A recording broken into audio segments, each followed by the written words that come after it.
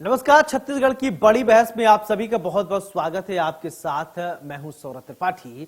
छत्तीसगढ़ में दिव्यांगों के नाम पर अब तक का सबसे बड़ा घोटाला सामने आया है और घोटाले में आईएएस अफसरों ने फर्जी एनजीओ बनाकर कोई छोटी मोटी रकम नहीं बल्कि 1000 करोड़ रुपए का गबन कर लिया। इस मामले पर अब हाईकोर्ट ने सीबीआई जांच के आदेश दिए हैं। IAS Alok Shukla, Vivek Dhand, MK Raut, Sunil Kujur, BL Agarwal और पीपी सोती सहित कई बड़े अधिकारियों के नाम घोटाले में सामने आए हैं। जैसे कि मामला उजागर हुआ, पूरे प्रदेश में हड़कंप मच गया। वहीं बिलासपुर हाईकोर्ट ने सीबीआई को 15 दिन के भीतर एफआईआर दर्ज कर सभी दस्तावेज जब्त करने के निर्देश दिए हैं। कोर्ट ने कहा कि आरोप उच्च पदस्थ अधिकारियों पर है और इसलिए जांच प्रभावित हो सकती है। केवल सीबीआई ही निष्पक्ष जांच कर सकती है। दरअसल समाज कल्याण विभाग के अधीन राज्य स्रोत निःशक्तजन संस्थान में फर्जी एनजीओ बनाकर सरकारी योजनाओं की राशि का दुरुपयोग किया है। आरटीआई और जीऑडिट रिपोर्ट के प्रारंभिक जांच में पता चला है कि 5.67 करोड़ की गड़बड़ी मिली है, लेकिन जांच में यह आंकड़ा करीब 1000 करोड़ तक पहुंच गया। रिपोर्ट में 31 प्रकार की वित्तीय अनियमितता का खुलासा हुआ, जिसमें अग्रिम राशि का दुरुपयोग, बिना अनुमोदन ट्रांसफर और फर्जी तरीके से शामिल है। वहीं इस घोटाले पर सियासत भी तेज हो रही है। बीजेपी नेता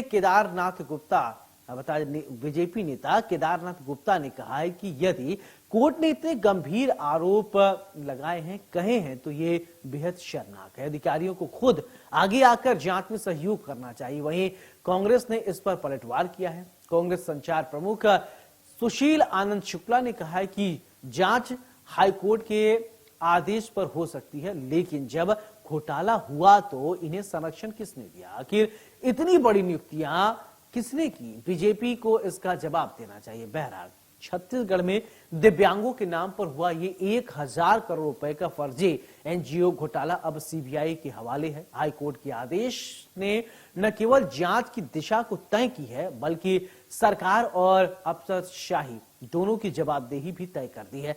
अब सबसे बड़ा सवाल यही कि आखिर इतने बड़े घोटाले किसके संरक्षण में हुए, इसी पर करेंगे चर्चा। पहले आपको पक्ष और विपक्ष के बयान सुनवाते हैं, फिर इसके बाद करेंगे बड़ी बहस।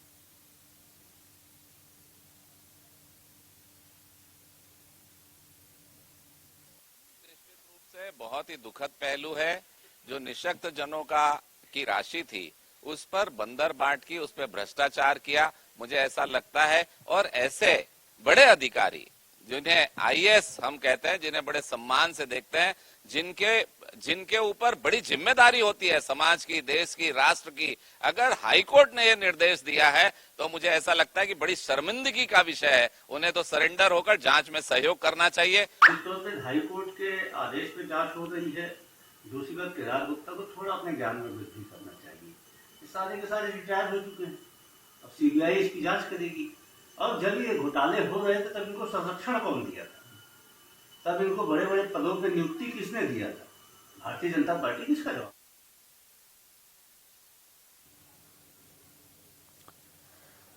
आईएएस अफसरों पर एनजीओ बनाकर, दिव्यांगों के नाम पर एनजीओ बनाकर 1000 करोड़ रुपए का फर्जीवाड़ा करने का आरोप लगाया। देखिए, दिव्यांगों के लिए एनजीओ बनाकर अब फर्जीवाड़ा कर रहे हैं आईएएस अधिकारी। बहुत बड़ी जिम्मेदारी होती है इनकी, क्योंकि ये पूर्व आईएएस हैं।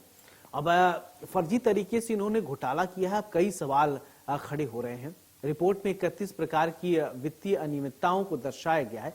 दरअसल अब ये मामला सीबीआई को इसलिए दिया जा रहा है क्योंकि बड़े अधिकारी होंगे तो फिर जांच में किसी प्रकार का दबाव हो सकता है। सीबीआई छत्तीसगढ़ अब इस पूरे प्रकरण को लेकर जांच करेगी। सवाल कई गंभीर हैं, इन सवालों का जवाब जानना बहुत जरूरी हो गया है। आखिरकार इतने बड़े अधिकारी, आईएएस, बहुत बड़ी जिम्मेदारी होती है आईएएस की। चलिए, हमारे साथ दो खास मेहमान जोड़ रहे हैं। सबसे पहले परिचय करवाते हैं, फिर इसके बाद चर्चा की शुरुआत करते हैं। के.एस. चौहान जी हमारे साथ हैं, बीजेपी के प्रवक्ता हैं, बहुत बहुत स्वागत है। कांग्रेस प्रवक्ता अभय नारायण जी हमारे साथ हैं, बहुत बहुत स्वागत है। चर्चा की शुरुआत अभय नारायण जी मैं आपसे करना चाहता हूं। अभय जी देखिए, आईएएस अधिकारियों पर आरोप लग रहे हैं। आरोप यह है कि 1000 करोड़ रुपए का इन्होंने घोटाला किया है, फर्जीवाड़ा किया है। आईएएस जैसे पद पर रहकर इतने जिम्मेदारी वाली ये पद होती है, ऐसे अधिकारी जब करेंगे और भी दिव्यांग बच्चों के लिए और दिव्यांगों के लिए प्रति लोगों की सहानुभूति होती है, समाज के चाहे वो नेता हो चाहे अन्य वर्ग हो, वो अच्छा काम करने की कोशिश करते हैं, लेकिन ऐसे अधिकारी बंदरबाट कर रहे हैं। बंदरबाट किए, क्या कहेंगे? निश्चित रूप से आज के वर्तमान परिस्थिति में बहुत चिंता का विषय होना चाहिए। मैं तो आपको बधाई दूंगा, आपके न्यूज चैनल को बधाई दूंगा कि आप इस विषय पर डिबेट करा रहे हैं। सारे चैनल राजनीतिक विषय खोजते हैं, लेकिन आपने एक ऐसा विषय उठाया जिसपे हाई कोर्ट का फैसला भी ऐतिहासिक है कि हाई कोर्ट सीधे सीबीआई को इस निर्देश के साथ कि 15 दिन के अंदर आप कार्रवाई जारी करिए और रिकॉर्ड को जब्त करिए। मतलब सीबीआई की जांच की मांग ही पूरी नहीं हुई, दिशा निर्देश भी हाई कोर्ट को देना पड़ा। इसलिए देना पड़ा कि पहले जब जबलपुर सीबीआई ने जांच चालू की थी, तब सब लोग ये हाई कोर्ट के बदले सुप्रीम कोर्ट चले गए। तब मामले को Chhattisgarh high court, supreme court ने भेजा कि आप लोग छत्तीसगढ़ हाई कोर्ट जाइए और जांच पे रोक लगा दी थी। मामला रमन सिंह सरकार के समय का है। मामला इसमें कितने बड़े बड़े आईएएसओं के नाम आए जो अच्छे बड़े पदों पे है, तो आर.के. शुक्ला, विवेक डांड, एम.के. राव, सुनील कुजूर, बी.एल. अग्रवाल, इसमें कुजूर जी और विवेक डांड जी तो मुख्य सचिव भी रह चुके हैं हमारे प्रदेश के। तो कई मामलों में अगर देखा जाए तो आज का फैसला आवश्यक था। हाई कोर्ट का निर्णय जो आया है उसका स्वागत होना चाहिए, लेकिन इस जांच की दिशा को थोड़ा आगे बढ़ाना था कि ये राजनीतिक परीक्षण किसका था, क्योंकि मामला आईएएस और बड़े अधिकारियों के द्वारा घोटाले का है, मामला फर्जी एनजीओ का है, मामला एक ऐसे वर्ग के साथ विश्वासघात किया गया है जिसको भगवान ने ही दिव्यांग बनाया, और उन दिव्यांगों का के पक्ष में काम करना तो सेवा का काम है।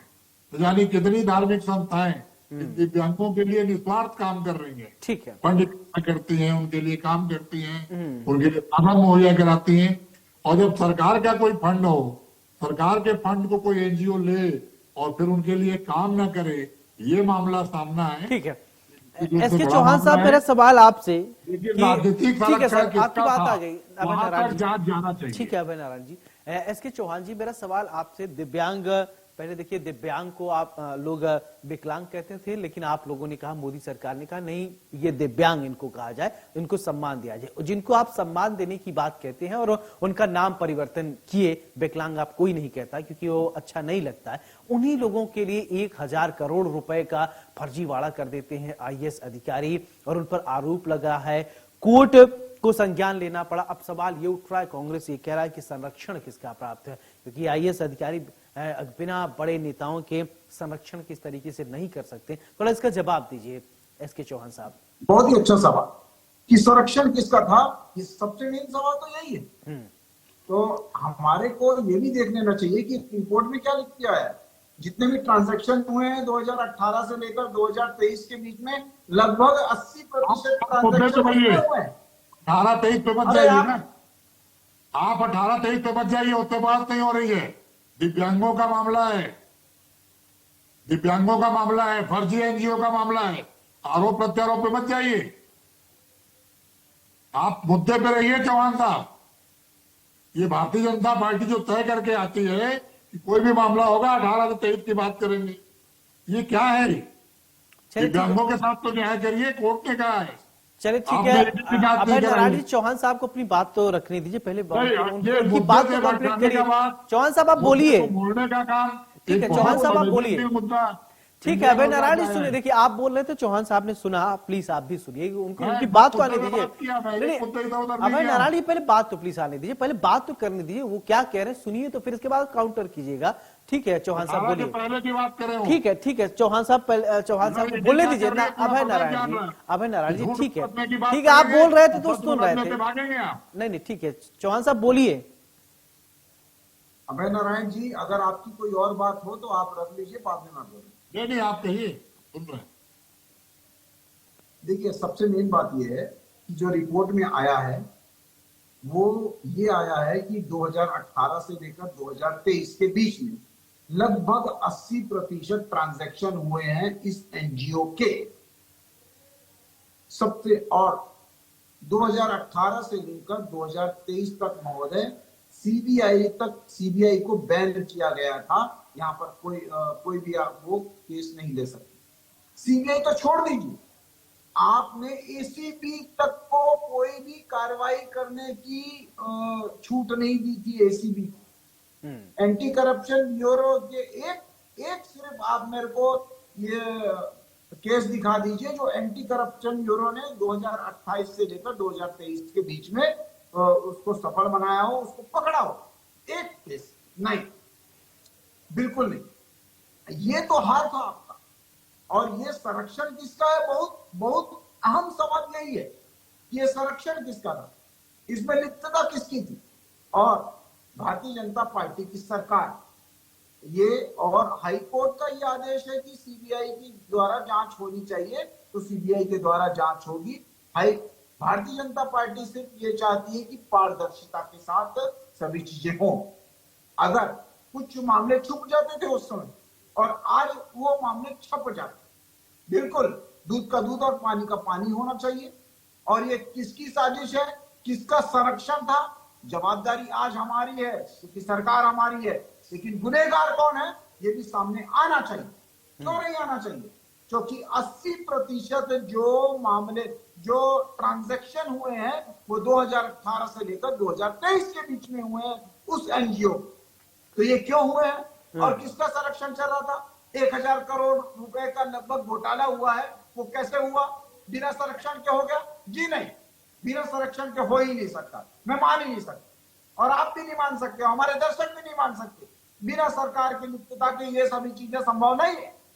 ठीक है। दूसरी बात, अब जब भी ये जब खुलासा हुआ है तो ये पकड़ाई है, सीबीआई की जांच बोली है। तो अब भारतीय जनता पार्टी ने सीबीआई को आदेश दिया है कि आप जांच करिए और ये दूध का दूध पानी, और हम जीरो टॉलरेंस के हिसाब की नीयत से इस मैदान में उतरे हैं, जिसके लिए हमारे को आशीर्वाद दिया गया है छत्तीसगढ़ की जनता ने।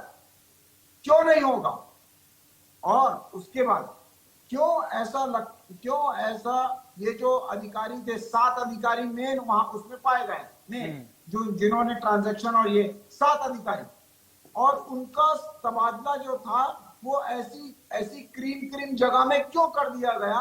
जो ये 7 अधिकारी के नाम बता रहा हूं, 7 अधिकारी जो आपने नाम बताया, वो 7 अधिकारी के ट्रांसफर किए गए वो ऐसी क्रीम जगह में जहां पर वो खुल के भ्रष्टाचार कर सके, खुल के अपनी मलाई छान सके। और उसके बाद यही 7 अधिकारियों के नाम इसमें भी आते हैं। क्यों? ये 2018 के बाद उनका ट्रांसफर हुआ, 7 अधिकारियों का हुआ, 7 अधिकारी का। इसमें 2 अधिकारियों का 2 बार ट्रांसफर हुआ, 2 बार। तो ऐसा क्यों हुआ? ये जांच का विषय है और बिल्कुल आएगा।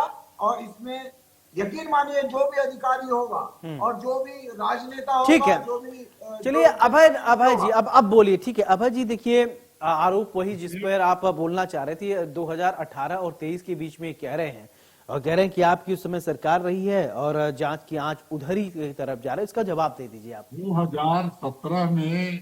2017 में जनहित याचिका लग गई थी कि कहाँ 18 और 23 में उलझ रहे हैं।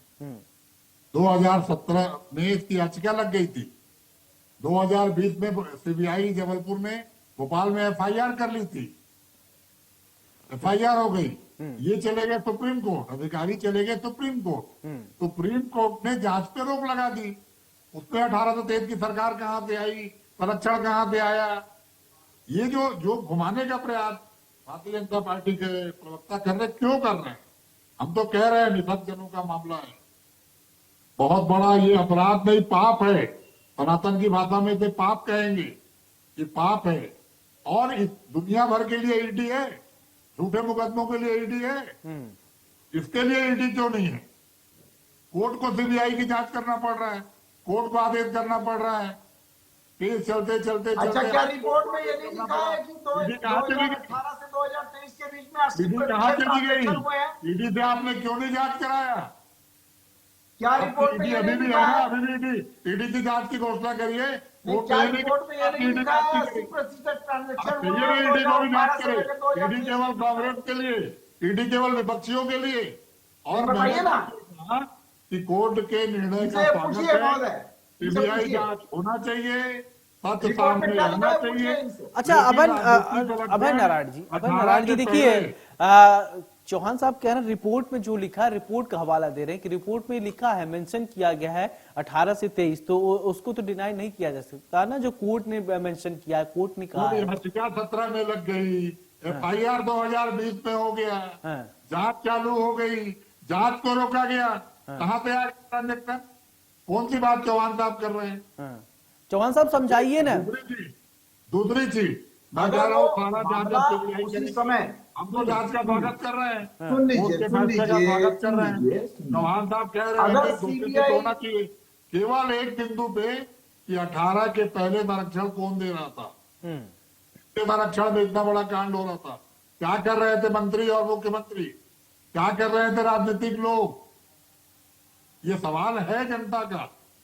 इसको पढ़ने के बाद, इसको जानने के बाद कि 18 के पहले की सरकार कर क्या रही थी कि कोर्ट जाना पड़ा याचिकाकर्ता को। याचिकाकर्ता तो प्रशासन के पास भी गया होगा, शासन के पास भी गया होगा। वो याचिका कोर्ट तब सुनती है जब सरकारें नहीं सुनती। चलो ठीक है, चौहान साहब बताइए, बोलिए, कुछ कह रहे थे। महोदय, मेरा सिर्फ एक ही सवाल है कि जो रिपोर्ट आई है उसमें 2018 से लेकर 2023 के बीच में जो 80% ट्रांजैक्शन की बात कही गई है, लगभग 80% ट्रांजैक्शन की, वो क्यों कही? सबसे मेन सवाल यही है। और कोई एक सवाल नहीं। ये अभय नारायण जी, ये ठीक है, अभय जो आपने बोला थी ठीक है, अभय सबसे नारायण मेन जी कह रहे सवाल जो ईडी की जांच होती है, जो हमेशा ईडी से विपक्ष के लिए है, क्या ऐसे लोगों पर भी अधिकारियों ईडी छोड़ दीजिए, ईडी बोल दीजिए, जांच कर ले उनकी संपत्तियों की, कहां से इतना संपत्ति आई इन अधिकारियों के पास जिन पर नाम है, तो उनकी भी जांच हो जानी चाहिए, ये अभय नारायण जी कह रहे हैं। बिल्कुल होनी चाहिए, क्यों नहीं होनी चाहिए? जो भी दोषी है और जो भी इसमें लिप्तता है जिसकी, उसकी जांच क्यों नहीं होनी चाहिए? और वो जो एजेंसियां हैं वो ये तय करेंगी कि किसकी जांच होनी चाहिए और किसकी नहीं होनी चाहिए। हम हस्तक्षेप करने वाले कौन होते हैं? अगर हमारे को पारदर्शिता के साथ और न्याय चाहिए तो हम हस्तक्षेप करने वाले कौन होते हैं? ये न्यायपालिका का काम है और कार्यपालिका का काम है, ये विधायिका का काम नहीं है, सरकार का काम नहीं है कि हस्तक्षेप करे। ये न्यायपालिका अच्छा, का मतलब काम है कि सत्ता सत्ता पक्ष, पक्ष अच्छा अभी तक, अच्छा बताइए अभय नारायण जी, सत्ता पक्ष का किसी के घर पे ईडी ने छापा मारा क्या है? कोई एक एग्जाम्पल तो आपके जहन में बता दीजिए। सबसे विपक्ष वाले ही सब घोटाले में फंसे हुए, सत्ता पक्ष में सब कुछ ओके है क्या? है कोई ऐसा व्यक्ति जिसकी यहाँ ईडी गई हो अभी तक? देखिए, ईडी की कार्रवाई जब चालू हुई, हाँ। तो सरगुजा के वर्तमान सांसद भारतीय जनता पार्टी के चिंतामणि महाराज कांग्रेस में थे और विधायक थे। हाँ। उनका नाम भी ईडी की कार्रवाई में आया, लेकिन उन्होंने कांग्रेस से इस्तीफा दिया, भाजपा में शामिल हो गए, भाजपा ने उनको टिकट दे दी, सरगुजा के सांसद है, उनका नाम हट गया।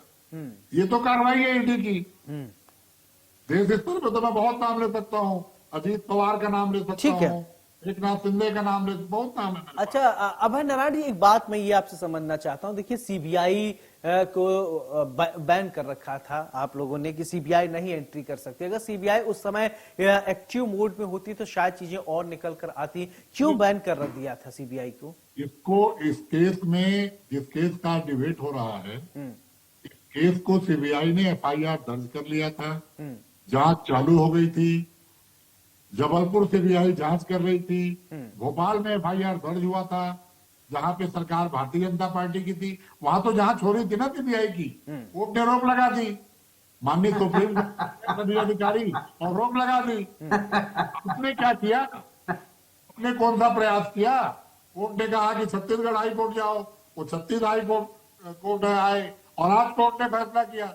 मैं तो कह रहा हूं ना कि आप आज आपने ईडी से कार्रवाई करने पे किसने रोका है? जांच करवाइए ना।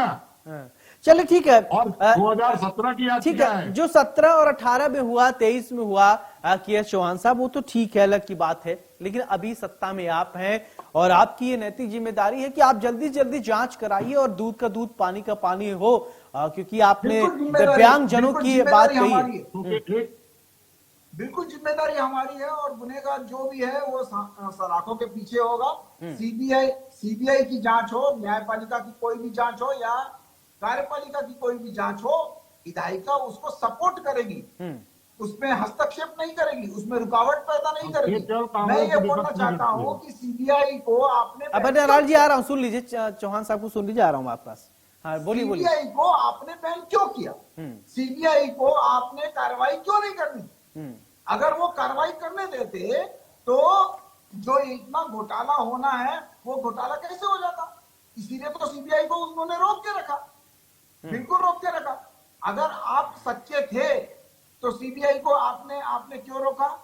आपको घोटाले, ये 80% घोटाला और हो जाए, इस वजह से रोक के रखा आपने। तो ये दूध का दूध पानी का पानी अभी हो जाएगा। ठीक है, चलिए अभय नारायण जी बोलिए और ये आपका फाइनल कमेंट।